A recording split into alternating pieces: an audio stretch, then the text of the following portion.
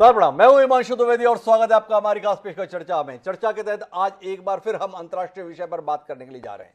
दुनिया अभी तक रूस यूक्रेन युद्ध के सदमे से उबरी नहीं है।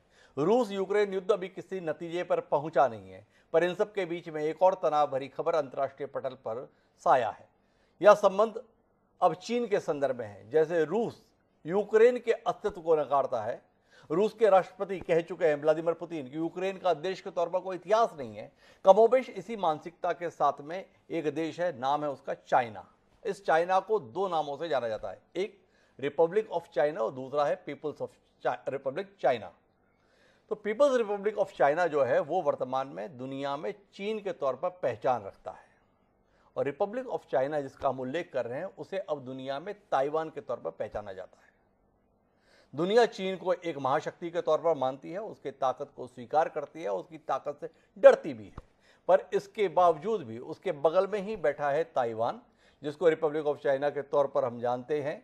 कुछ लोग वह चीन की इस ताकत को स्वीकारता नहीं है। वह आज भी अपने आप को एक स्वतंत्र देश के तौर पर मान्यता स्वयं के संदर्भ में देता है, अपनी सेना रखता है, अपनी मुद्रा रखता है, अपना व्यापार रखता है, अपने अंतर्राष्ट्रीय संबंध रखने की कोशिश करता है। चीन को यह बहुत ज़्यादा खलता है और कम्युनिस्ट शासित चीन दुनिया को यह बताने की कोशिश करता है कि वह ताइवान को एक देश के तौर पर मान्यता देने की गुस्ताखी ना करे, और जो जना करेगा उसे इसका परिणाम भुगतना होगा। अमेरिका जो अरसा पहले ताइवान को एक स्वतंत्र देश के तौर पर मान्यता देने से इनकार कर चुका है, ताइवान के एक संप्रभु देश के दर्जे को छीन चुका है, वही अमेरिका ताइवान को उकसाता हुआ दिख रहा है। ताजा संदर्भ यह है कि अमेरिकी संसद की स्पीकर नैन्सी पेलोसी कल अचानक ताइवान की यात्रा पर पहुंची। वह एशिया देशों की यात्रा पर थी। उसके अंतर्गत उनका 4 विभिन्न देशों में सिंगापुर, जापान आदि में जाने का कार्यक्रम था। और उसी कार्यक्रम में अचानक उन्होंने ताइवान जाने का भी तय कर लिया, और ताइवान जाने के उनके कार्यक्रम की जानकारी लगते ही चीन आग बबूला हो गया। उसने एयर स्पेस को बंद कर दिया, तमाम अपने हथियारों का रुख ताइवान की ओर मोड़ दिया। इन सबके बीच में नैन्सी पेलोसी तकरीबन 24 विमानों की अमेरिका के सुरक्षा घेरे में ताइवान पहुंची। 24 विमानों की सुरक्षा मांगी थी, पर 24 घंटे भी रुकी नहीं, वापस लौट गई। लेकिन उनके इन बिताए हुए समय ने पूरी दुनिया की जान साजत में डाल दी। क्या कहीं फिर से एक तीसरे विश्व युद्ध की आहट तो सुनाई नहीं दे रही है? इसी पर आज हम बात करने वाले हैं। समझने की कोशिश करेंगे कि ताइवान पर रार, यूएस चीन में तकरार मायने क्या है, आने वाले समय में हमें क्या दृश्य देखने को मिलते हैं। समझने की कोशिश ये भी करेंगे कि चीन और ताइवान का परस्पर इतिहास क्या है, जिसके चलते ताइवान चीन के अधीन आने को तैयार नहीं और चीन ताइवान को स्वतंत्र देश के तौर पर मान्यता देने के लिए तैयार नहीं। विश्व राजनीति के इस दिलचस्प और संवेदनशील मसले पर कुछ गंभीर विमर्श करने की कोशिश करते हैं। हमारे साथ 4 खास मेहमान इस चर्चा के लिए जुड़ चुके हैं, उनसे आपका परिचय भी कराते हैं। लेकिन सिलसिले को शुरू करें उससे पहले समय है आज के विचार सूत्र का। हमारा आज का विचार सूत्र यह कहता है कि आज के दिन सबको अपने अधिकारों की धुन है, कर्तव्य क्षेत्र नहीं। अधिकार क्षेत्र बढ़ाने के पीछे सभी पागल हो रहे हैं। संपूर्णानंद जी के द्वारा यह विचार हमें दिया गया था। ये व्यक्ति विशेष के संदर्भ में नहीं, बल्कि तमाम संगठन और देशों के संदर्भ में भी लागू होता है। चीन, कम्युनिस्ट चीन सब कुछ अपने काबू में करना चाहता है, पर जो क्षेत्र उसके काबू में है वहां पर उसके निवासी क्या वाकई एक मानवीय जीवन जी पा रहे हैं, इस पर विचार नहीं करना चाहता है। इस तथ्य को ध्यान में रखते हुए अपनी चर्चा को आगे बढ़ाते हैं, जिसका हिस्सा बनने के लिए हमारे साथ कई खास मेहमान हैं। हमारे साथ पूर्व लेफ्टिनेंट जनरल राज कादियान साहब खासतौर पर इस चर्चा के लिए मौजूद हैं। पूर्व राजदूत विदेश मामलों के विशेषज्ञ RS मल्होत्रा साहब भी हमारे साथ मौजूद हैं। प्रोफेसर धनंजय त्रिपाठी हैं, विदेशी मामलों के जानकार हैं, वह हमारे साथ जुड़ चुके हैं। और इन सबके बीच में वरिष्ठ पत्रकार रंजीत कुमार जी भी हमारे साथ हैं। आप सबका स्वागत है। और चर्चा की शुरुआत मैं मल्होत्रा साहब आपसे करना चाहता हूँ और आपसे समझना चाहता हूँ, या अचानक अमेरिका को हुआ क्या? नैन्सी पेलोसी आई, 2 बात कह रही हैं। एक कि हम वन चाइना पॉलिसी को भी मानते हैं, और दूसरी तरफ कह रहे हैं कि ताइवान के लोकतंत्र के संदर्भ में जिस प्रकार की सरकार उसे समर्थन देने के लिए हम प्रतिबद्ध हैं। चीन अगर ताइवान की ओर रुख करेगा तो हम चुप नहीं बैठेंगे। पर इस ताइवान के संप्रभु देश के दर्जे को तो सबसे पहले अमेरिका के चलते ही खारिज होना पड़ा। इसकी सीट थी संयुक्त राष्ट्र के सुरक्षा परिषद के अंतर्गत, वो उठाकर कम्युनिस्ट चीन को इस अमेरिका के चलते ही देना पड़ा। तो आज अचानक ये स्वर बदला हुआ सा क्यों है? थोड़ा रोशनी देंगे आप हमें इस पे? जी बिल्कुल, आपका जो है आज जब उनकी सेनेट की स्पीकर जो हैं नैन्सी पेलोसी जो हैं वो ताइवान गई हैं, तो उसके पीछे कारण तो ये तो बात सही है कि अमेरिका जो है वो चाइना को एक वन चाइना के रूप में देखता है और ताइवान को वो अलग कंट्री के रूप में नहीं मानता है। जी। पर अमेरिका में एक एक्ट भी है जिसके मुताबिक अगर चाइना या कोई भी देश ताइवान की सोशल फैब्रिक या इकोनॉमिक फैब्रिक कह लीजिए या उसकी जो डेमोक्रेटिक स्ट्रक्चर है उसको खतरे में डालता है, तो अमेरिका उस कानून के अंदर, अपने ही कानून के अंदर ताइवान को सुरक्षात्मक हथियार प्रोवाइड करेगा ताकि ऐसा कोई कर ना सके। तो मुझे लगता है उसी एक्ट के मुताबिक जब आज उनकी जो सेनेट की स्पीकर पेलोसी वहां गई थी तो उन्होंने यही जताने की कोशिश की है कि चाइना यूक्रेन रशिया को एग्जाम्पल मान के ऐसा ना करने की कोशिश करे कि वो जबरदस्ती ताइवान को अपने अंडर लाए। तो आई थिंक अमेरिका ने इसी चीज को जताने के लिए शायद ये कदम उठाया है। इससे हालांकि काफी गर्मा गर्मी हुई है, चाइना बहुत नाराज हुआ है, बट अमेरिका जो करना चाहता था उन्होंने फिलहाल कर दिया है। चाइना ने शोर मचाया, लेकिन इससे ज्यादा मुझे नहीं लगता अभी वो कुछ फिलहाल कर पाएंगे। देखिए, मैं समझना जो चाहता बोल रहा था वो ये है कि ताइवान के संदर्भ में अमेरिका की नीति और नीयत लगातार बदलती रही है। एक संघर्ष था चियांग काई शेक और माओ से तुंग का, जिसमें चियांग काई शेक हारने के बाद में ताइवान में अपनी नई सरकार बनाते हैं और वहां से शासन चलाते हैं और अमेरिका का संरक्षण हासिल करते हैं। जिस कानून की आप बात कर रहे हैं वह आइजनहावर के द्वारा 1952-54 के समय पर लागू किया था अमेरिकी राष्ट्रपति के द्वारा, पर रिचर्ड निक्सन ने तो उसकी हवा निकाल दी थी 1972 में, और एक देश के तौर पर ताइवान को मान्यता देने का मामला भी खत्म हो गया। संयुक्त राष्ट्र से उसकी सदस्यता भी जो है 1979 में चली गई। अब अचानक चीन जो है ताइवान पर कब्जा ना कर ले, ये वाली बात है। मैं आपसे समझना चाहता हूं, थोड़ा आप अंतर्राष्ट्रीय मामलों के विशेषज्ञ हैं, कि वन चाइना पॉलिसी भी मानते हैं और ताइवान को चीन के हाथ में जाने भी नहीं दे सकते हैं। ये दोनों चीजें कैसे होती हैं? नहीं, ये तो इन जो यूएस और अमेरिका में एक टक्कर है आज जो सबको देखने को मिलती है हर फील्ड में, उसी का एक कड़ी है कि जो एक छोटा सा एक दाव पेच जो अमेरिका के पास ताइवान के रूप में है, अमेरिका भी उसको जाने नहीं देना चाहता है ऐसे ही। तो मुझे लगता है उसी को बढ़ाते हुए वो इस चीज को जताना चाहते हैं कि चाइना कहीं ऐसा कदम ना उठाए कि ताइवान को ग्रैब कर ले, और अमेरिका ने फिलहाल तो ये जताया है कि वो ताइवान के लिए खड़ा रहेगा। अब अल्टीमेटली जब एक क्रंच सिचुएशन आएगी जहां मान लो लड़ाई ही हो जाती है, अमेरिका तब इस चीज के ऊपर स्टैंड करेगा या नहीं करेगा, उसके पास्ट को देखते हुए तो मैं कह सकता हूं कि पूरी तरह से कोई आश्वस्त नहीं है।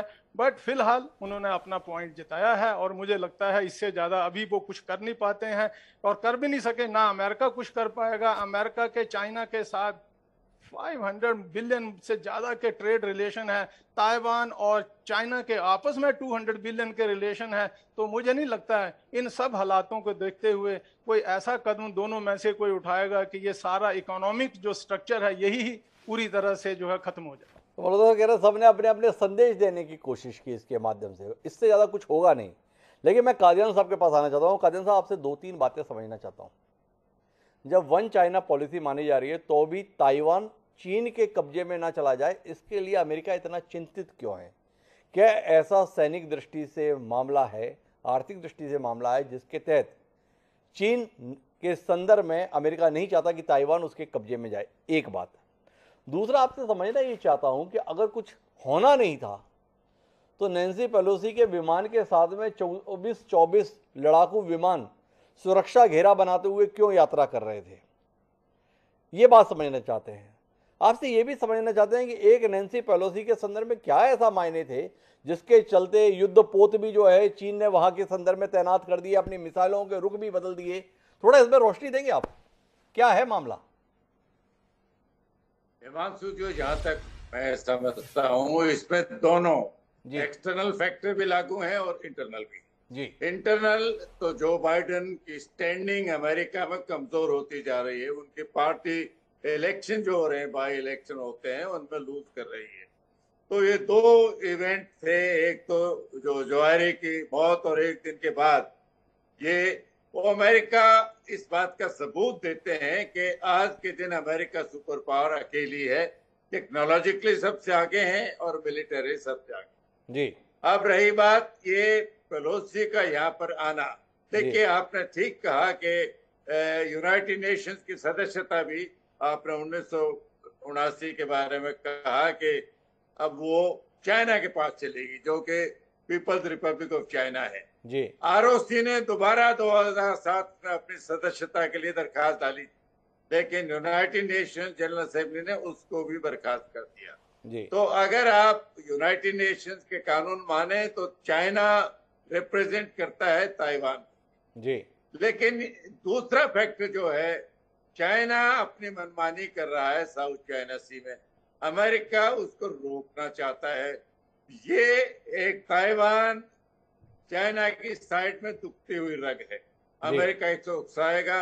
आपने कहा कि एक तरफ वो वन चाइना पॉलिसी भी मानते हैं, दूसरा उनकी डिप्लोमेसी में जानबूझ के दोहरापन है जी। कुछ दिन पहले एक इंटरव्यू में, प्रेस इंटरव्यू में, जब बाइडेन से सवाल पूछा गया कि अगर ताइवान पर चीन हमला करता है क्या आप उनका डिफेंड करेंगे, उन्होंने हाँ बोला, लेकिन उनका कानून ये नहीं कहता, अमेरिकन कानून ये कहता है अगर चीन ने हमला किया ताइवान पर तो वो उनको सब सामान देंगे, ये नहीं बोला कि हम उनको डिफेंड करेंगे। तो ये दोहरापन तो ये पावर प्रोजेक्शन का है, इधर गलती चाइना की भी है। जीपिंग उन्होंने ये बेड़ा उठाया कि वो ताइवान को चीन के साथ मिलाएंगे, अगर वो शांतिप्रद तरीके से नहीं हुआ तो फोर्स का इस्तेमाल करेंगे। जीपिंग अपने आप को एक मजबूत नेता मानते हुए सामने आए चीन वालों के, उनको उन्होंने जो भाषा बोली अमेरिकन के साथ, जब बात भी हुई दोनों प्रेसिडेंट की कि अगर आप लगाओगे या जो भी आग लगाता है वो उस आग में खुद भी जल जाता है, हमारी आर्मी चुप नहीं बैठेगी, हम पूरा इसका विरोध करेंगे। तो अगर आप में मिलिटरीली अमेरिका को कन्फ्रंट करने की हिम्मत नहीं थी तो आपको ऐसे बयान एज ए प्रेसिडेंट नहीं देने चाहिए। कहीं न कहीं जीपिंग अपने कद से ऊंचा बोल रहे थे। इसको सिंपल अगर गांव की भाषा में बोले, अगर आप में बरसने की हिम्मत नहीं तो फिर गरजते क्यों? जी। दूसरा आपने कहा कि 24 विमान क्यों गए? जी। चाइना बार बार धमकी दे रहा था, उन्होंने भी अपने अलर्ट जारी कर दिया था, तो ये तो ये तो एहतियात थी जिसको बरतना जरूरी था कि अगर चाइना फिर भी कुछ, ऐसे मामले में एक्सीडेंट भी हो सकते हैं, जो दोनों देशों को ध्यान रखना चाहिए। ये अगर एक्सीडेंट हो जाता तो पूरी दुनिया में तो वर्ल्ड वार शुरू हो जाती। अभी वो तो चाल मिल के चली गई, अपना आश्वासन देगी कि हम पूरे तरीके से ताइवान के साथ हैं। अब जो चाइना कर रहा है, आप एक्सरसाइज करते रहे, 6 अलग अलग जगह उनको घेर के आप उनकी एयर डिफेंस जोन में आते रहे, वो तो पहले भी आए हो, तो ये तो मार आप खा गए। मेरे दो सवाल हैं कादियान साहब आपसे। एक तो ये कि नैन्सी पेलोसी का जो कार्यक्रम घोषित हुआ था उसमें ताइवान की यात्रा शामिल नहीं थी, उसमें सिंगापुर, जापान, 2 अन्य देश, मलेशिया जाना उनका शामिल था, पर ताइवान नहीं था। अचानक वो ताइवान गई, पूर्व में घोषित नहीं किया। क्या ये अमेरिका की चीन से दहशत दर्शाता है? क्या चीन से डरता है अमेरिका? इस रूप में हम इसे समझें, ये बात आपसे समझना चाहता हूं। एक दूसरा आपसे समझना ये चाहता हूं कि नैन्सी पेलोसी ने ताइवान पहुंचकर जो बाइडेन को भले ही अमेरिका में मजबूत कर दिया, लेकिन ताइवान को खतरे में तो नहीं डाल दिया। क्या आप नहीं देख रहे हैं कि चाइना ने ताइवान के संदर्भ में अपने रवैये को ज्यादा तल्ख कर दिया? आने वाला समय ताइवान के लिए और मुश्किल भरा हो सकता है। इन दोनों विषयों पर आप जैसा अनुभवी जनरल क्या नजरिया रखता है? नहीं, आप कह रहे हो उसमें कुछ सच्चाई हो सकती है, लेकिन ताइवान को तो पहले ही खतरा है। जब जीपिंग खुलेआम बोलते हैं कि मैं ताइवान को साथ मिला के छोड़ूंगा, समय की सीमा तो उन्होंने नहीं बताई है, लेकिन ये कहा अगर शांति से नहीं हो सका तो हम फोर्स का इस्तेमाल करेंगे, तो उनको तो खतरा शुरू से ही है। तो वो एक अलग बात है। जहां तक नैन्सी पेलोसी का सवाल है, वो अमेरिकन सिस्टम में प्रेसिडेंट के बाद सेकंड पावरफुल है, हाउस स्पीकर जी। है, और ये पहला मौका भी नहीं जबकि उनके हाउस स्पीकर ताइवान आए हों। 1997 में भी आए थे जब डेमोक्रेटिक क्लिंटन के वो प्रेसिडेंट थे। जी। लेकिन चाइना ने उस वक्त इतना शोर नहीं किया था, क्योंकि आज के दिन चाइना समझता है कि आज के दिन वो चाइना नहीं है, चाइना जी। बहुत मजबूत है। ये भी एक फैक्टर है। लेकिन ये तो एक किस्म से चुनौती चाइना दे रहा है अमेरिका को, जो भाषा उन्होंने इस्तेमाल की। काजन साहब, मेरा और एक अगर सवाल रह गया आपके द्वारा उत्तर से। मैंने जानना चाहा था कि ताइवान जाएंगी नैन्सी पेलोसी, इसकी आधिकारिक घोषणा कार्यक्रम में नहीं की गई थी, अचानक ताइवान की ओर रुख किया। ये क्या अमेरिका का चीन को लेकर डर था, उसने पहले से कार्यक्रम घोषित नहीं किया? इस पर आपकी टिप्पणी चाहिए। इतना बड़ा देश, विश्व की सुपर पावर, और अपने स्पीकर के कार्यक्रम में आधिकारिक रूप से घोषणा तक नहीं करता है कि हमारी स्पीकर ताइवान जाएंगी। क्या कहते हैं इस पर? ट्रेड कारण तो ये अमेरिका की फॉरेन पॉलिसी ने उनके ताइवान के बारे में कुछ नहीं कहा था। ताइवान की फॉरेन मिनिस्ट्री भी इसके बारे में चुप थी। पेलोसी के ऑफिस ने भी कुछ नहीं कहा था। उन्होंने भी खुद ऐलान किया कि सिर्फ 4 देश बोले थे जी, मलेशिया, साउथ कोरिया, जापान और सिंगापुर। लेकिन ये दोहरेपन का सवाल जी। ये जरूरी नहीं कि अमेरिका को डर था, लेकिन दूसरा अमेरिका की कॉन्स्टिट्यूशन ये भी कहती है कि पेलोसी इंडिपेंडेंट डिसीजन लेती है जी। प्रेसिडेंट ने तो ये भी कहा था कि आर्मी कहती है कि ये समय ताइवान जाने के लिए मुनासिब नहीं है जी। मिलिट्री ने उनको सलाह दी थी। तो ये तो दोहरेपन की उनको पता था आएंगी, वो वैसे तो नहीं आ सकते। अगर 24 हवाई जहाज उनको प्रोटेक्ट कर रहे हैं तो पूरे अमेरिका को पता था। लेकिन वो दोहरापन शायद डेलिबरेटली रखना चाहते थे चीन को कंफ्यूज करने के लिए, दौरा पर रहना चाहते थे चीन को कंफ्यूज करने के लिए। लेकिन कुल मिलाकर अमेरिका की नीतियों के संदर्भ में एक खिन्नता है कादियान साहब की बातों में। लेकिन मेरे साथ में प्रोफेसर धनंजय त्रिपाठी जी है। मैं आपसे समझना चाहता हूं त्रिपाठी साहब, नैन्सी पेलोसी ने इसके माध्यम से क्या हासिल किया? ताइवान को क्या हासिल हुआ, अमेरिका को क्या हासिल हुआ, और चीन को क्या हासिल हुआ? थोड़ा रोशनी दीजिए ना। इतना बवंडर मचा, इतना शोर मचा, इतना तनाव पसरा, बदले में किसको क्या मिला, समझना चाहते हैं। जी, अगर दो टूक शब्दों में कहा जाए तो शी जिनपिंग को स्ट्रॉन्ग किया डोमेस्टिकली। उनको जो असर्शन था चाइना का, उन्होंने कहा कि हम अभी मिलिट्री एक्सरसाइजेस भी करेंगे, हम डरते नहीं हैं, हम दिखा देंगे अमेरिका को। तो एक ये बड़े लेवल पे चाइना के अंदर गया, क्योंकि शी जिनपिंग वहां पे अब तक के माना जा रहा है कि माओ और कुछ और नेताओं को छोड़ दिया जाए इक्का दुक्का, तो सबसे बड़े पॉलिटिकल फिगर है, उनको स्ट्रेंथ मिला इस चीज से। दूसरा चीज एक अननेसेसरी प्रोवोकेशन यूएस ने किया जिसकी कोई आवश्यकता नहीं थी, खासकर एक ऐसे समय पर जहां पर रशिया यूक्रेन क्राइसिस चल रहा हो। और मैं जनरल साहब की बातों से बिल्कुल सहमत हूं कि ये उनकी डोमेस्टिक पॉलिटिकल कंजम्पशन के लिए था, ना कि इंटरनेशनल अफेयर में कोई एक मेजर स्टेप लेने के लिए। क्योंकि जो बाइडेन जिस तरीके से अफगानिस्तान से भागे हैं उसका क्रिटिसिज्म अमेरिका में है। रशिया यूक्रेन क्राइसिस में जिस प्रकार से यूक्रेन की जो हालत है और रशिया जिस प्रकार से असर्ट हुआ, उसमें अमेरिकन रोल को लेकर के काफी सारे क्रिटिसिज्म है। अमेरिका लगातार उकसाता रहा यूक्रेन को और फिर बाद में पीछे हट गया, उसको लेकर काफी सारे क्रिटिसिज्म है। तो ये जो एक दौरा है बिना बताए हुए जो पहुंचा गया, और अमेरिकन 21 विमानों के साथ जो पहुंचा गया, वो एक शो ऑफ स्ट्रेंथ आप कह सकते हैं एक डोमेस्टिक पॉलिटिकल कंजम्पशन के लिए। इसका कोई बहुत सब्सटेंशियल चेंज ताइवान, चाइना या अंतर्राष्ट्रीय संबंध में नहीं होने जा रहा है। अमेरिका अगर कुछ करना ही चाहता है सब्सटेंशियली, तो जैसा आपने अपनी बात रखते हुए कहा कि जो पुरानी चीजें हैं अगर उसको थोड़ा चेंज कर दे, ताइवान को रिकॉग्नाइज कर ले एज एन इंडिपेंडेंट कंट्री, मतलब अगर कुछ सब्सटेंशियल करना चाहता है ताइवान के लिए तो वो कर सकता है। तो ये मेरे ख्याल से इससे कोई बहुत बड़ा चेंज नहीं होने जा रहा है। ये शो ऑफ पावर है अपने अपने डोमेस्टिक पॉलिटिकल कॉन्स्टिट्यूएंसी से। इसका मुझे लगता है कि इसका फायदा चाइना में शी जिनपिंग को ज्यादा होगा, और बाइडेन को कितना होगा नहीं होगा पता नहीं, लेकिन शी जिनपिंग को फायदा होगा। लेकिन क्या ताइवान के ऊपर चीन के कब्जा होने के संदर्भ में कुछ कदम आगे बढ़ जाएंगे? क्या ऐसी आशंका आपको दिखाई नहीं देती है? नैन्सी पेलोसी तो चली गई, पर वहां पर दुनिया भर की सैन्य गतिविधियां बढ़ गई। चीन ने अपने सैन्य अभ्यास के संदर्भ में तमाम घोषणाएं कर दी। क्या आप नहीं मानते धनंजय त्रिपाठी जी जो बाइडेन ने अमेरिका के अंदर अपने आप को मजबूत करने के लिए, नैन्सी पेलोसी ने अंतर्राष्ट्रीय पटल पर अपने आप को चर्चा में लाने की खातिर ताइवान को चुग्गे के तौर पर इस्तेमाल कर लिया।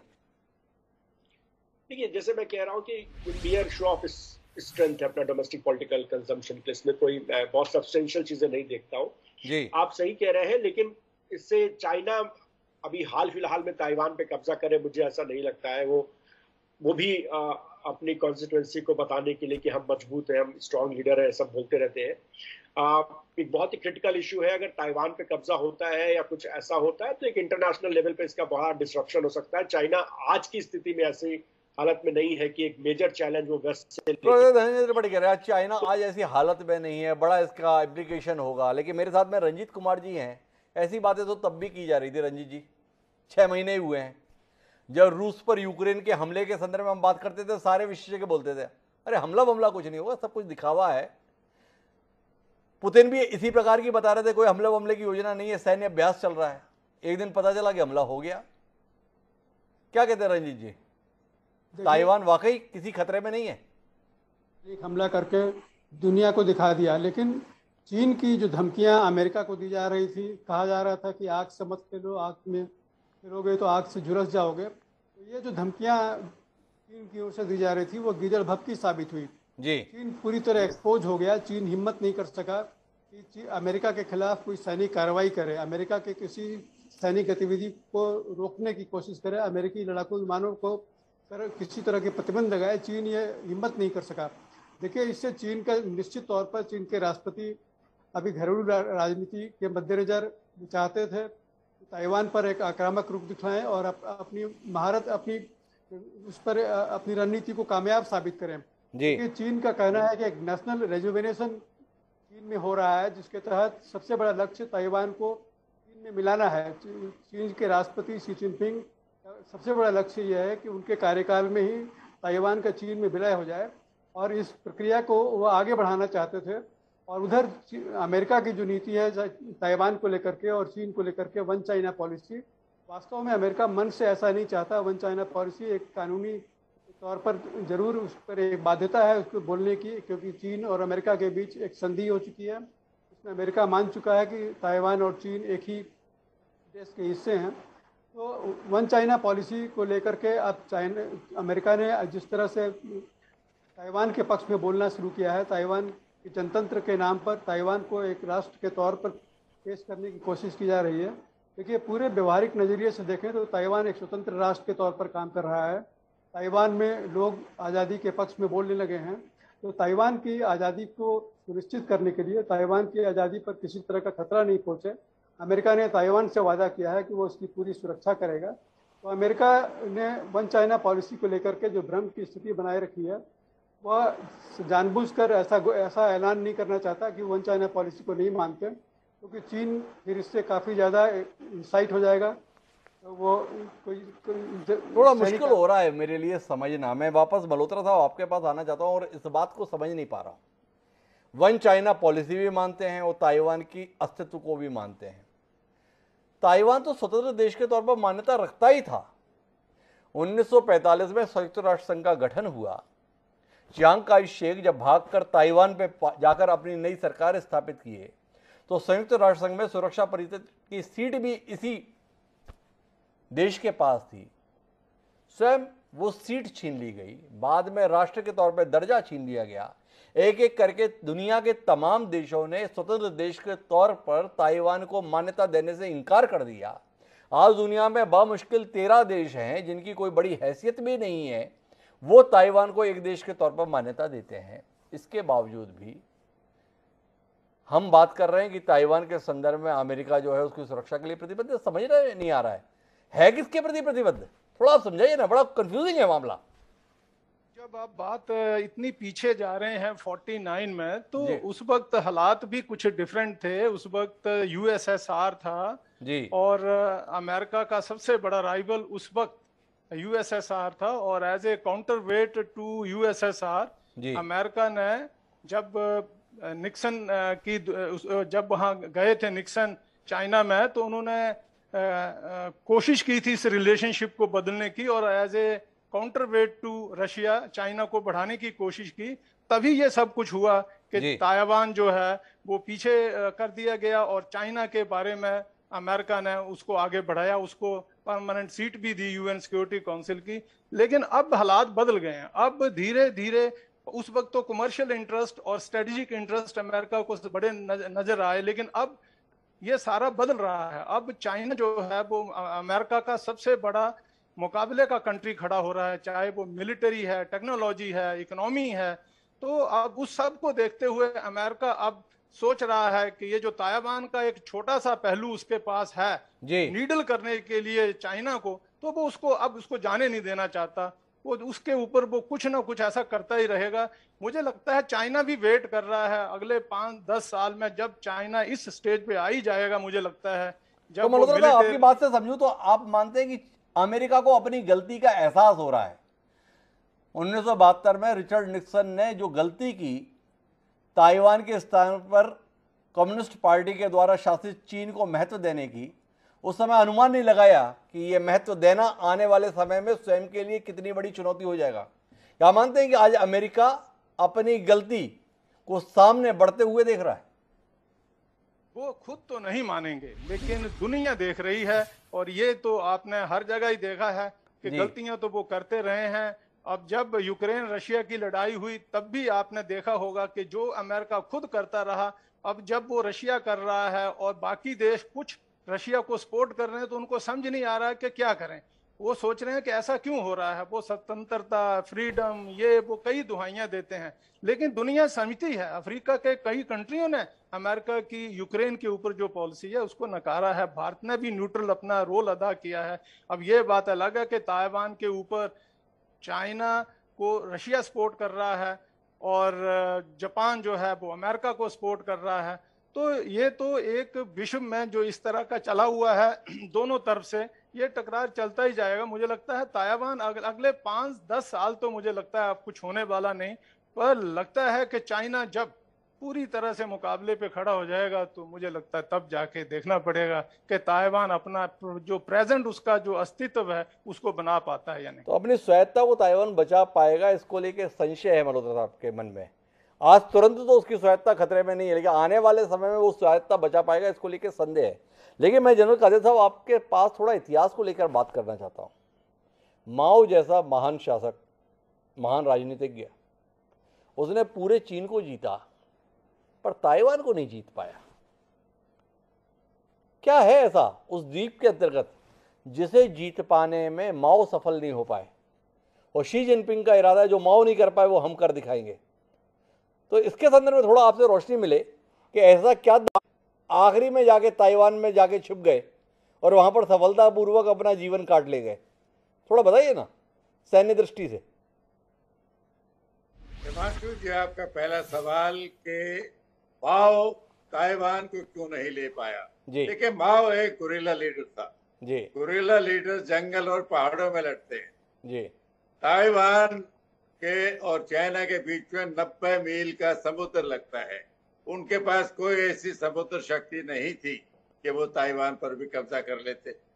अब ये तो अटकलें ही लगाई जा सकती, उन्होंने क्यों नहीं किया जी। शायद सोचा होगा अगले चरण में कर सकते हैं, लेकिन वो अगला चरण इतिहास में बहुत कम आता है। अब ये पावर प्रोजेक्शन देखिए, अमेरिका सिर्फ यही एक्शन नहीं है। एक तो ये मैंने पहले कहा कि ताइवान एक दुखती हुई रह गए, अमेरिका इसको छोड़ना नहीं चाहता। दूसरा, उसने क्वाड वहां पर शुरू किया है। वो हालांकि मिलिट्री ऑर्गेनाइजेशन या सिक्योरिटी फाउंडेशन नहीं है। दूसरा, ऑकस शुरू किया है। अमेरिका को वो ऑस्ट्रेलिया को न्यूक्लियर सबमरीन दे रहा है। ये सब चाइना को चकपेटे पावर प्रोजेक्शन है कि जो अटका आप उसको पटकने की कोशिश करते हो। ये तो बहुत पुराना असूल है। राजनीति में कोई स्पष्टीकरण नहीं होता, कोई एक लाइन नहीं होती, दोहरापन हमेशा रहता है। झूठ भी बोले जाते हैं। आप जो करते हैं दूसरे करते हैं, आप एतराज करते हो। आप मल्होत्रा साहब ने या एक दूसरे वक्ता ने एग्जाम्पल दिया है कि अमेरिका कर सकता है क्यूबा में, रशिया को रोक सकता है, लेकिन वो खुद रशिया के डोर स्टेप पे नेटो को ले जाना चाहते हैं। तो ये तो अगर आप पावरफुल देश है तो आपकी आवाज में वजन भी ज्यादा होता है। वही बात हो रही है। हिस्टोरिकली आपने खुद कहा कि ताइवान चाइना का हिस्सा होना चाहिए। जी ये तो चाइना के माइग्रेंट बहुत आए थे हिस्ट्री में, अगर आप देखें ताइवान के पहले तो आदिवासी थे, उसमें चीनी भी थे, उसमें फिलिपिनोज भी थे, फिर चाइना की काफी पॉपुलेशन क्योंकि नजदीक पड़ता है जी। वो वहां पर आए थे। और हिस्टोरिकली भी ऑल्सो यूएन ने भी माना है कि ये अलग देश नहीं है, जी और कुछ देशों ने माना है। वैसे अगर आप गिनती करें तो 17 देश हैं लेकिन उतने छोटे हैं जिनके हम नाम भी नहीं जानते, वेटिकन जैसे देश हैं। जी लेकिन आमतौर पर दुनिया वन चाइना पॉलिसी मानती है, अमेरिका भी मानता है, जी उन्होंने बोला हुआ भी है। लेकिन ये तो प्रॉमिस तो नेपोलियन के टाइम की गए, promise is thing of necessity, you make it when you need it, you break it when you don't need it. आजकल उनको जरूरत है चाइना को नीचे दिखाने की, और वो दिखा रहे हैं। चाइना वो को कोशिश नीचे कर दिखाने की रहे जरूरत हैं। है, पर मैं एक बात और समझना चाहता हूँ काजन साहब। चीन तो बड़े गर्व के साथ बताता है और हम सब लोग भी मानते हैं कि चीन में दमखम बहुत है, उसके पास हर दृष्टि से थल सेना की बात करें, वायु सेना की बात करें, जल सेना की बात करें, बड़ी सक्षम किस्म की सेना मानी जाती है, अनुशासित भी मानी जाती है, संसाधनों से भरी पूरी भी मानी जाती है। ताइवान का जिक्र करते हैं, एक छोटा सा देश, कुल मिला के 2 करोड़ 2.25 करोड़ की आबादी। सैन्य दृष्टि से मुकाबले में ऐसा क्या अड़चन है? चीन ने दुनिया की आपत्तियों के बावजूद भी तिब्बत में कब्जा करके दिखा दिया, पर ताइवान के संदर्भ में कोई ऐसी हिम्मत नहीं हुई। डर किस बात का है? ऐसा सैन्य दृष्टि से क्या मामला है? उस समय जल सेना नहीं थी, आपने जो बात बताई, पर अब तो उस दृष्टि से कोई संकट नहीं है, जहाजों की लंबी कतार है, फिर भी नहीं। काजन साहब। हिमांशु जी, लद्दाख में आना दूसरी बात है जी लेकिन ताइवान बिल्कुल अलग हटके है, बीच में समुद्र है। जी लद्दाख में आधे लोग समझते भी नहीं पहाड़ों में कौन सी लाइन कहाँ से गुजरती है। अरुणाचल पे भी वैसा ही कर देते हैं कि मैं कौन लाइन खींची गई, हम तो उसमें पार्टिसिपेंट्स ही नहीं थे, ना हमने साइन किया है। मैं कौन लाइन भी वहां नहीं जाती जो भारत का क्लेम है। हमारा क्लेम तो वाटर सेट के ऊपर है, लेकिन मैं कौन लाइन भी उसके साउथ में जाती है। लेकिन ताइवान उस कैटेगरी में नहीं आता। ताइवान बिल्कुल अलग थलग है। जब वो ताइवान में ऐसी हरकत करते हैं तो दुनिया ऑब्जेक्ट करेगी, जी दुनिया इकोनॉमिकली ऑब्जेक्ट करेगी, मिलिटरीली करेगी, जिसमें हिम्मत है वो करेगी। तो ताइवान की तुलना बाकी स्थानों से शायद करना सही नहीं हो। तिब्बत भी कुछ नहीं था, तिब्बत में आके वो तो बिल्कुल अलग मुल्क था, ताइवान के मुकाबले में नहीं था। इसको तो अपना प्रांत मानता है, तिब्बत तो मुल्क ही अलग था, वहां भी आ गए वो। जी लेकिन वो इतिहास में हर चीज अपने समय से होती है। जब तिब्बत में आया तो अमेरिका पावरफुल नहीं था, वो तो धीरे धीरे बाद में बना है। तो आज के दिन भी चीन के एक्शन को, जहां तक अभी तक मेरे को पता है, रशिया ने सपोर्ट किया है, जी ऑब्जेक्ट जो किया है पेलोसी की वजह से। एक पाकिस्तान ने किया, पाकिस्तान तो खैर उनको तो पैसे चाहिए, उनसे कुछ भी बुलवा लो। जी और रशिया भी समझ सकते हैं क्योंकि यूक्रेन में अमेरिका रशिया के खिलाफत करने में सबसे आगे। यूरोप तो अमेरिका की पूंछ बना हुआ है, इकोनॉमी अमेरिका की स्ट्रॉन्ग है। अगर आपका खजाना पूरा भरा हुआ है तो आपकी आवाज भी भारी होगी। तो ये तो ऐतिहासिक डेवलपमेंट है जो चलती रहेगी। हाँ, आगामी 15, 20, 25 साल में चाइना इकोनॉमिकली तो यूएस को शायद जल्दी ओवरटेक करेगा। हालांकि उसको सेटबैक हुआ है जी पिछले 1-2 साल में, कोविड में जो उन्होंने लगाई है, अनएम्प्लॉयमेंट बढ़ी है, चाइना में भी विरोध है जी और इन्फ्लेशन भी बढ़ गई है, लेकिन इकोनॉमी उनकी बढ़ती जा रही है, औरों से बहुत आगे।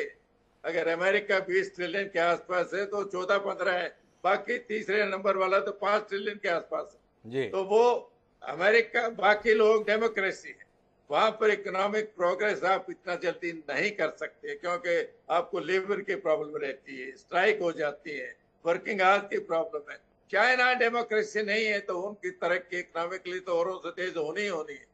ना कोई स्ट्राइक कर सकता है, ना कोई एक्स्ट्रा सैलरी मांग सकता है, वो चाइल्ड लेबर भी लगा सकते हैं, कोई अकाउंटेबिलिटी नहीं है। कोई तो अकाउंटेबिलिटी उनके नहीं। लेकिन इकोनॉमी मैं धनेंद्र बड़ी आपसे एक बात समझना चाहता हूं, ताइवान को इस सच्चाई को स्वीकारने में दिक्कत क्या है कि हम पीपल्स रिपब्लिक ऑफ चाइना का हिस्सा हैं? ये एक सच्चाई है। वन चाइना का हिस्सा है, ये एक सच्चाई है।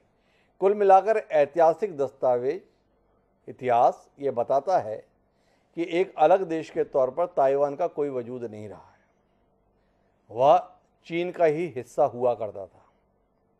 फिर भी वह अलग रहना चाहता है।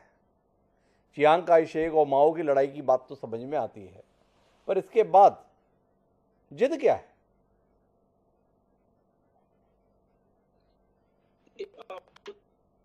अपने आप को बोलते रहे हैं हमेशा, उन्होंने कभी ये नहीं माना है कि वो जिस तरह का चीन है उसका वो हिस्सा है जी। चीन का लगातार अगर कोई स्ट्रॉन्गेस्ट क्रिटिसिज्म, जो प्रैक्टिकल क्रिटिसिज्म जो आता रहा है वो ताइवान से रहा है। तो अगर आप किसी भी देश, चाहे छोटा हो बड़ा हो, अगर आप उसे कहेंगे कि नहीं आपकी संप्रभुता जो है तो वो नहीं है, वो दूसरे के साथ है, तो वो कोई भी देश उसको एक्सेप्ट नहीं करेगा, वहां की जनता उसको एक्सेप्ट नहीं करेगी। और नेशनल फीलिंग है, नेशनल सेंटिमेंट्स भी होते हैं। तो इन तमाम चीजों के चलते अगर आप ताइवान का डेवलपमेंट भी देखें तो कोई चाइना से कम नहीं है। चाइना से कोई सपोर्ट होने के बावजूद भी उनकी technology one of the best मानी जाती है दुनिया के अंदर। जो इनिशियल आप उनका इकोनॉमी देखिए तो छोटा सा देश है, लेकिन अब सेल्फ रिलायंट है कई मामले में। उसने अपना मिलिट्री के ऊपर भी ध्यान दे रखा है। इंटरनेशनल इस चीज के बावजूद कि चाइना का बड़ा प्रेशर है पूरी दुनिया पे, उन्होंने अपना डिप्लोमेटिक चैनल्स तमाम देशों के साथ ओपन करके रखा हुआ है। तो ताइवान इस तरीके से आप देखिए तो एक इंडिपेंडेंट एंटिटी की तरह अपने आप को असर्ट करता है, और वो चाइना के साथ जाने को तैयार न था, न है और न रहेगा। ना त्रिपाठी जी, मैं थोड़ा सा इसे और विस्तार देना चाहता हूँ। ताइवान, जिसको हम रिपब्लिक ऑफ चाइना के तौर पर भी जानते हैं दस्तावेजों में, वह तो क्लेम ये करता आया तकरीबन 40-50 साल तक कि वस्तुतः चाइना तो हम है, चीन का मतलब हम है। दुनिया ने तकरीबन 30 साल तक इस बात को मान्यता भी दी, और माओ के नेतृत्व वाली जो कम्युनिस्ट सरकार थी उसको कब्जे के तौर पर देखा गया चीन के ऊपर। लेकिन आज जब 90-95% भूभाग पर उस दल का, उस विचार का शासन है, तो एक बामुश्किल 5% की जगह के संदर्भ में इतना ज़्यादा विरोध क्यों? दुनिया वन चाइना के तौर पर ताइवान को चीन का हिस्सा भी मानती है, और फिर भी उसे पूर्ण रूप से चीन का हिस्सा बनने नहीं देना चाहती है। क्या आप नहीं मानते हैं कि ताइवान दरअसल दुनिया के कुछ देशों की षड्यंत्र का शिकार हो रहा है? नहीं, दुनिया के कुछ देशों का षड्यंत्र का शिकार नहीं है। हालांकि जैसे अभी और भी विशेषज्ञ बोल रहे थे, अमेरिका की ये आदत है, वो तमाम सारे फॉल्ट लाइन्स को ऊपर प्ले करने की, कुछ इधर उधर करके इंटरनेशनल रिलेशन में अपना असर्टिवनेस, अपना पावरफुल पोजीशन मेंटेन रखने की। तो ये सारे अमेरिका के रोल रहे हैं, और अमेरिका अपनी बातों से पलटता रहा है। कभी वो कुछ बोल सकते हैं, कल को वो अफगानिस्तान में थे तो डेवलपमेंट कर रहे थे, फिर चले गए, तालिबान को वापस ले आए, तालिबान एनिमी नंबर 1 था। तो उनकी बातों में कथनी और करनी में कोई एक तरह की चीज नहीं है। तो ताइवान आज एक फॉल्ट लाइन है। सबको पता है कि चाइना का जो सबसे बड़ा एक जो उनका फॉरेन पॉलिसी इशू है कि कोई भी उनकी सॉवरेनिटी के ऊपर क्वेश्चन ना करे। क्योंकि चाइना के अंदर अगर आप चाइना की पॉपुलेशन में देखें तो वहां बहुत सारे एथनिक डिस्कोर्स भी है, जिसको कम्युनिस्ट पार्टी ने बड़े ताकत के साथ दबा के रखा हुआ है। तो अगर इस तरीके की चीजें शुरू हो गई कि ताइवान इंडिपेंडेंट है, तिब्बत इंडिपेंडेंट है, तो वहां पर उनको डर ये है कि बहुत सारे ऐसे पॉलिटिकल पोजीशंस आने लगेगी चाइना के अंदर से कि कम्युनिस्ट पार्टी वहां पे संभाल नहीं पाएगी। तो इसलिए चाइना बहुत असर्टिव, और ये चीज अमेरिका को पता है। तो इस जो कह सकते हैं कि एक घाव या एक फॉल्ट लाइन है जिसको प्ले करना चाहते हैं। अब वो कैसे प्ले करते हैं, कब तक प्ले करते हैं, क्या पोजीशन होती है, वो तो अमेरिका डिसाइड करेगा। लेकिन डेफिनेटली उन्होंने इस दौरे के साथ ये इंडिकेशन दिया है कि जो पुराना वाला अमेरिकन पॉलिसी है, जिसमें वो काफी सॉफ्ट रहे हैं ताइवान लेकर के, ज्यादा कभी बोलना नहीं, कुछ नहीं करना, उस चीज को वो तोड़ रहे हैं। और बीच बीच में वो इस तरीके की कुछ हरकतें करते रहेंगे या कुछ तरीके के बयान। 1972 में जो अमेरिका ने तय किया था, अब वो वापस 1952 की दिशा में जाना चाहता है। जो आइजनहावर के समय पर पैक्ट बना था ताइवान और अमेरिका के संदर्भ में, अब वैसी प्रतिबद्धता जताना चाहता है। लेकिन मैं रंजीत कुमार जी आपके उस से जानना वो चाहता हूं जिसका उल्लेख मल्होत्रा साहब ने कहा था।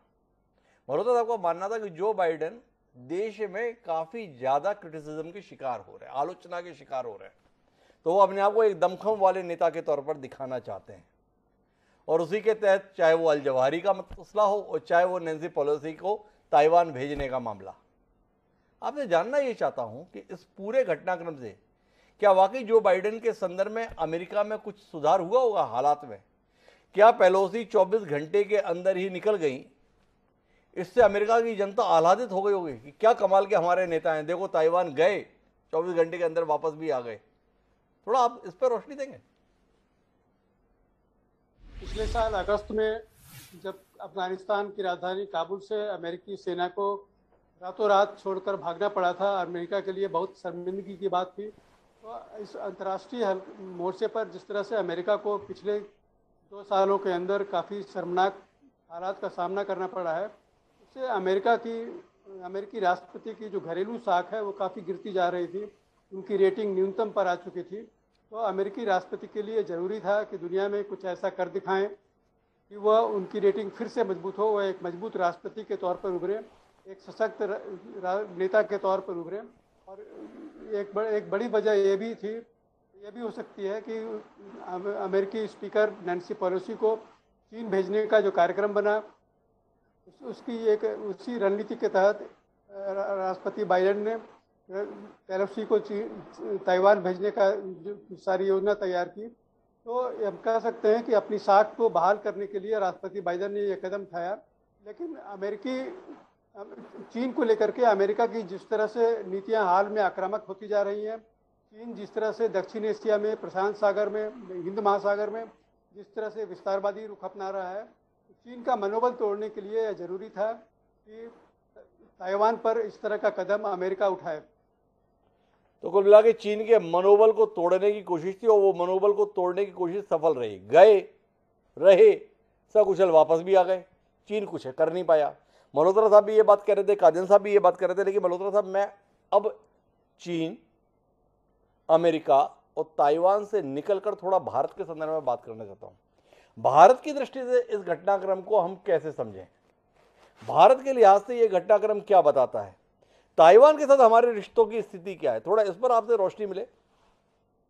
नहीं, हमारी पॉलिसी चाइना के ऊपर तो वन चाइना पॉलिसी ही है, लेकिन ये बात भी सही है कि हमारे ताइवान के साथ रिलेशन है, हालांकि फॉर्मल डिप्लोमेटिक रिलेशन नहीं है। वहाँ कोई एम्बेसी, कॉन्सुलेट जो नॉर्मल टर्म में होते हैं वो नहीं है।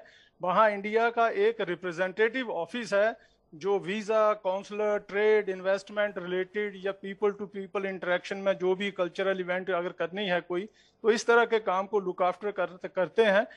बदले में ताइवान के भी शायद दिल्ली में, मुंबई में और चेन्नई में कुछ कल्चरल किस्म के ऑफिस हैं।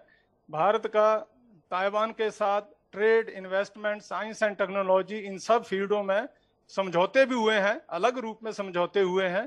तो इस तरह से भारत उसके साथ अपना एक बिजनेस के रूप में तो चला हुआ है, लेकिन किसी फॉर्मल डिप्लोमेटिक बंधन में भारत नहीं बन सकता, क्योंकि इंडिया ने माना है कि China is one and Taiwan is part of China. लेकिन जब अमेरिका की जैसे पेलोसी वहां पे गई तो उन्होंने कहा कि जी डेमोक्रेसीज आर इन डेंजर, उनके ऊपर स्ट्रेस है, उनको जताने के लिए कि वी आर विद डेमोक्रेसीज। तो ये सब में तो भारत शायद बोले ना, लेकिन भारत इसमें तो रहेगा कि ठीक है, हम भी डेमोक्रेटिक हैं और हम ऐसी सब चीज़ों को सपोर्ट करते हैं जो डेमोक्रेसीज को सपोर्ट करें। जहाँ तक ये टेंशन का सवाल है अमेरिका और चाइना का ताइवान के ऊपर, इसका भारत को एक फायदा जरूर हो सकता है कि चाइना को अपने कुछ और रिसोर्सेज जो हैं वो इस ताइवान के ऊपर लगाने पड़ सकते हैं, साउथ चाइना सी के ऊपर लगाने पड़ सकते हैं। और चाइना ने जो 2 साल से भारत के ऊपर लद्दाख में, हिमालय में जो प्रेशर बनाया हुआ है, उसमें कुछ रिलीफ मिल सकता है भारत। तो कुल मिला के भारत के लिहाज से ये विषय जो है थोड़ा राहत दे सकता है कि चीन का फोकस बदल सकता है, ये बात मल्होत्रा साहब कह रहे हैं।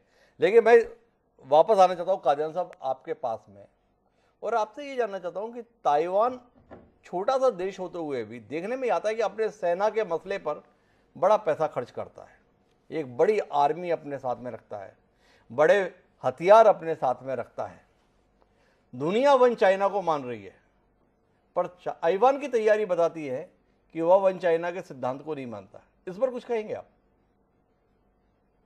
देखिए, आपने दूसरा कनेक्टेड सवाल पूछा था कि ताइवान को दिक्कत क्या है चाइना के साथ मिलने में। जी, पिछले इतने सालों से चांग काई शेक बड़े अच्छे एडमिनिस्ट्रेटर थे, 1928 से लेकर 1975 तक, जब तक उनकी डेथ नहीं होगी वो लीडर जी। है। उसके बाद वो अपने इलेक्शन करता है, उनकी अपनी कॉन्स्टिट्यूशन है, अपनी करेंसी है, अपने ट्रेड के इंडिपेंडेंट डिसीजन लेता है। अगर चाइना से मिलता तो एक प्रांत रह जाएगा जी दूसरा। उनको हांगकांग से भी डिसइंसेंटिव मिलता है जी कि हांगकांग भी पहले इतनी आजादी जैसे अभी ताइवान को है, कि वो चाइना के साथ मिलकर तो कितने विरोध हो रहे हैं। तो ये तो साइकोलॉजिकल रीजन है। जी इकोनॉमिकली तो शायद इतना नुकसान चाइना अगर प्रॉस्पर करेगा तो ताइवान भी करेगा उसका हिस्सा, लेकिन अगर आपको एक देश से एक प्रांत बनाना चाहते हैं तो आपको दिक्कत तो हो। जी दूसरा, जहां तक भारत का सवाल है, मैं मल्होत्रा साहब से सहमत हूं कि अगर ये जो अमेरिका ने चाइना को झटका दिया है, जी इससे उनके अनरीजनेबल विस्तारवाद में कुछ रोक लगती है तो भारत को उसका फायदा है कि शायद वो जो लद्दाख में किया है वहीं पर और नहीं कर पाएगा। जी तो उतना हद तक फायदा हो सकता, होगा या नहीं ये तो चीन के बारे में कुछ नहीं कहा जा सकता, लेकिन एक किसी किस्म से उन पर एक बाधा एक लग गई है कि भी अगर आप मनमानी करेंगे, हालांकि अमेरिका का ध्यान हमारे पहाड़ों में तो नहीं है, उनका तो साउथ चाइना सी पर है। तो जी। जितने आसियान के देश हैं, वो प्रिम कंट्रीज हैं, उनको वो उकसाना चाहते हैं कि चाइना के डर से वो चाइना से दबे नहीं। अमेरिका ने साबित किया है कि अमेरिका इंटिमिडेट नहीं होगा, कि आप कितनी धमकी देते रहे वो जिनको आना है वो आएगा। जहां तक कुछ घंटे गुजारने की बात है, वो तो अगर 4-5 देश विजिट कर रहे हैं 3 दिन में या 4 दिन में, तो सब देश में कुछ घंटे हो गई, यहाँ तो बल्कि रात गुजारी है।